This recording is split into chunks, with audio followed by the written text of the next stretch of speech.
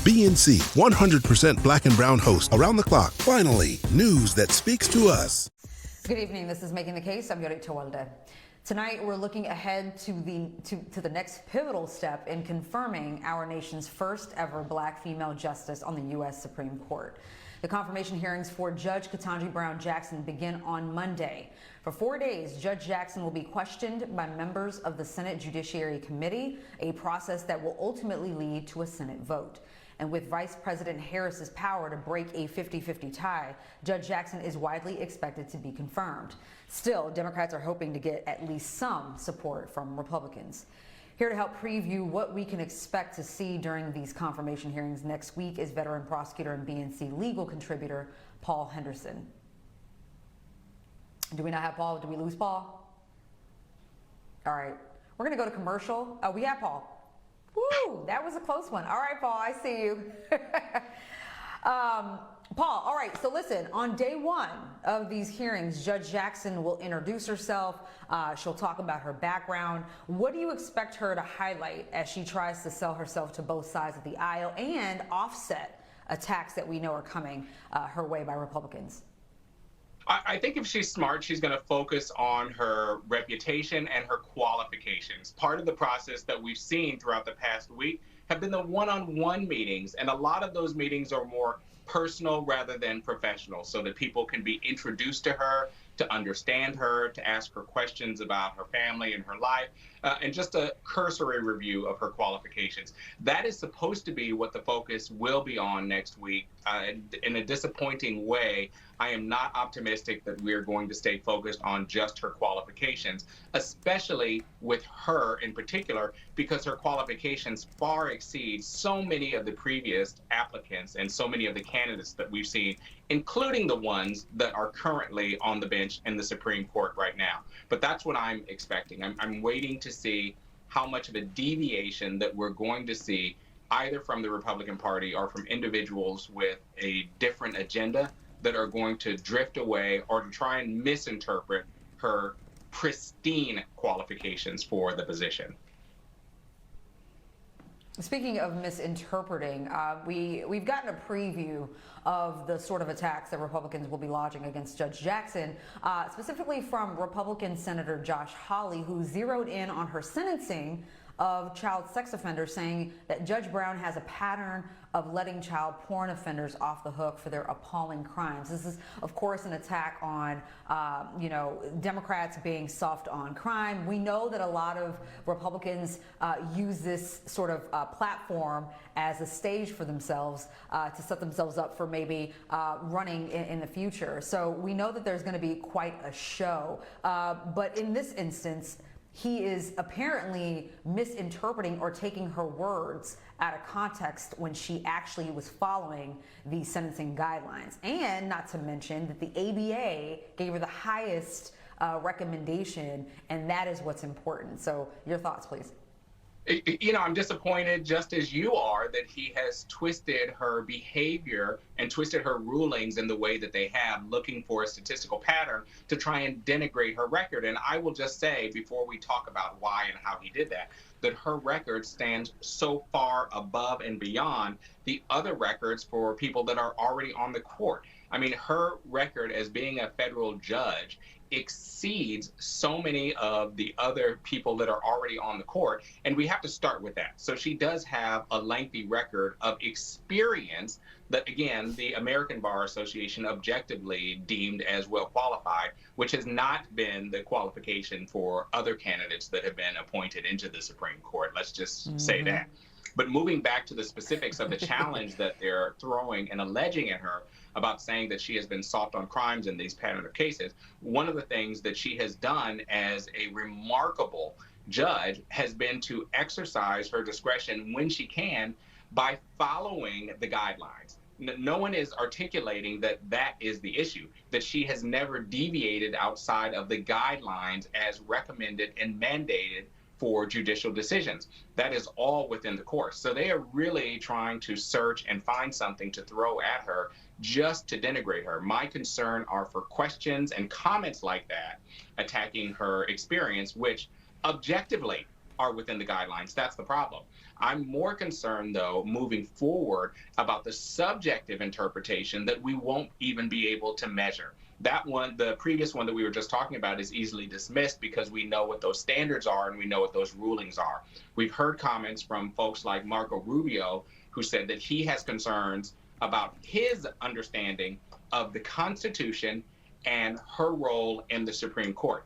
And that's a subjective approach and a subjective attack. But I would say, if we have to measure Marco Rubio's interpretation of the Constitution versus Judge Jackson's interpretation of the Constitution in terms of understanding, I would fail to end up supporting what Marco Rubio's understanding of these complex legal issues would be. But I think that's where we're headed in terms of the attacks that we can expect from next week about subjective interpretations about her beliefs, her values, and again, a departure from her pristine qualifications, which far exceed many other candidates that we've seen rise to the Supreme Court. And so those are my concerns, and that's exactly why many of these challenges are false. And I look at them from jump with an eye towards racist interpretations, because they're not justified based on her experience. They're not justified based on the recommendations that have been made about her experience, and they're not justified based on the objective qualifications that she's been able to achieve already as well qualified from the American Bar Association, if we want to choose the most prestigious objective marker about what her qualifications are. Listen, Paul, we know that Judge Jackson was nominated to replace retiring Justice Stephen Breyer, and he's recognized as a justice who views the Constitution as a living document where interpretations can evolve. Now, you compare him to a justice like Amy Coney Barrett, who's more of an originalist. Well, when asked where she stood, Judge Jackson previously said that she doesn't belong to either camp. She said, quote, "I do not have a judicial philosophy per se, other than to apply the same method of thorough analysis to every case, regardless of the parties." Do you think her approach will help or hurt her? I think it will help her, because that is what we want a judge to do. And so objective people that are fair want her to take that approach, because that is judicious. You want her to be open to hearing both sides of an argument before making a decision. However, that raises the interpretation for folks that are opposed to her, which again, I believe are for racist reasons, that will say they can't gauge what she's going to do because of that answer. And because of that, they will denigrate her character, or they won't support her to move forward. And that's a real unfortunate thing, because it's exactly what we want from a judicial candidate. And so I believe that that approach that she's taking is the most fair one. I believe that the approach that she's taking is the most academic one, and the approach that she's taking is the one that we would expect and want from a jurist in that position. I just know, I'm anticipating that those folks that are opposed to her for reasons that I've already articulated will feel like they're justified, because they won't be able to anticipate and argue against her taking positions on things that they want her to vote for or vote against moving forward. And that's a real shame. I'm very leery of that. I'm watching for those arguments, and I'm watching for those challenges next week. And I want to be paying very close attention to the folks that are raising these arguments with different standards of evaluations for the candidate than we've seen for the last two candidates that have gone to the bench. And that's what I'm going to be watching for.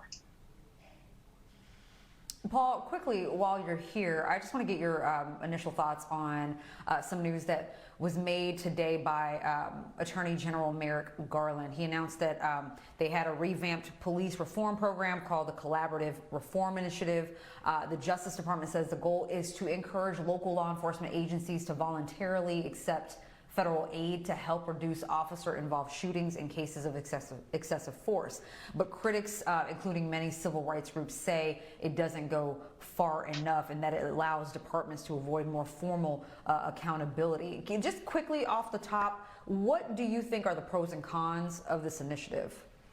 Well, one of the things that I think is positive about it is that it's voluntary, so that departments and agencies can volunteer to participate in these programs and access money. And I, quite frankly, think that you need both. You need a carrot and the stick. This is the carrot from 21st Century Policing, and we've seen brilliant things come out of that agency in terms of reforming and making law enforcement accountable. The con is that we still don't have the stick. We still don't have the George Floyd bill that defines institutionally things that the cops cannot do that we already know from best practices no longer work. So moving towards reform in an aspirational way with money and funding, I think is a good thing, but I believe that we need both. We need a backdoor that predetermines specific things that need to be taken off of the table for law enforcement, like shooting at cars, like karate techniques on the net, like no-knock warrants and the restrictions that are necessary for that. So it's a good step forward overall. Paul Henderson, it's always a pleasure spending my Friday nights with you. Thank you. Thank you so much.